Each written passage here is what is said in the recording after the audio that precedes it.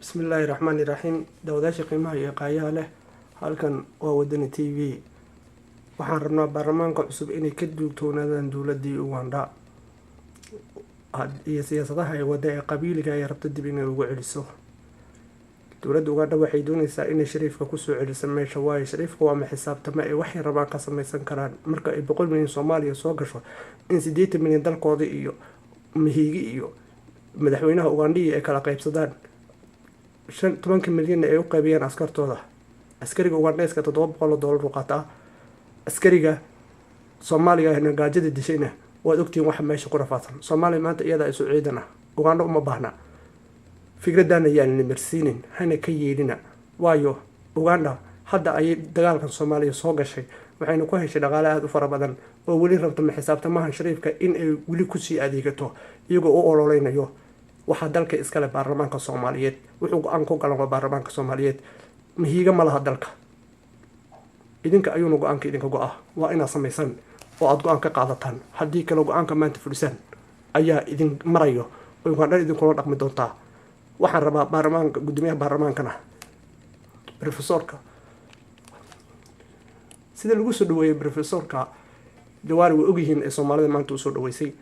farxadda iyo rareenta iyo maanta inay udubka loo aasay sida Amir Camar bay ku cadeed in uu maanta ka soo baxay Soomaaliya baabuurkeedii dhooqada ee qaranimo isku day isagana hadii la keeno dad cusub dadaan ahayn sida afarta masuq Cabdiwali iyo ninka la yiraahdo Shariifka iyo ninka la dhaho oo hadda madaxweynaha ka iyo Farmaajo waa dad bulshada caalamka ah aan rabino masuq galay hadii ay keenaan oo ay ku qasbaan siyaasadda ha iska cadilo oo danta Soomaaliyeed ha eego maanta waa maalin taariikh mudan waa inuu la shaqeeyo dad cusub oo bulshada caalamka maanta ay diyaar u tahay sida professor Ahmed Ismaaciil oo kale ama doctorka kale isagana ah doctor Baadiyo ha isku dayo bulshada caalamka maanta uu arkay Soomaalida hanka way aad u soo kiciyeen hankii Soomaali iyo baarlamaanka guud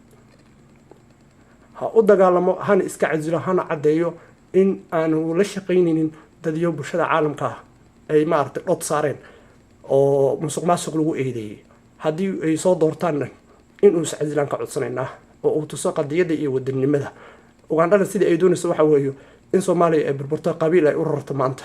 fikrad qabiilada wata uu ka baxay baarlamaanka qabiilka waxaan u sheegnaa mihiga iyo Museveni iyo Uganda in Soomaaliya maanta ay qaran tahay baarlamaankan uu ka yeelin fikradda khaladka ah hala socdaano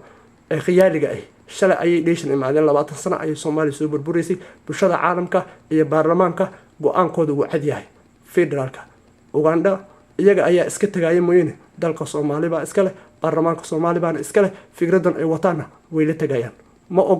mana ogolaan doono baarlamaanka Soomaaliyeed in ay 80 milyan ay soo qaadaan 2 milyan la siiyo ciidankooda 2 milyan shariif inta kale jaabka ay gashtaan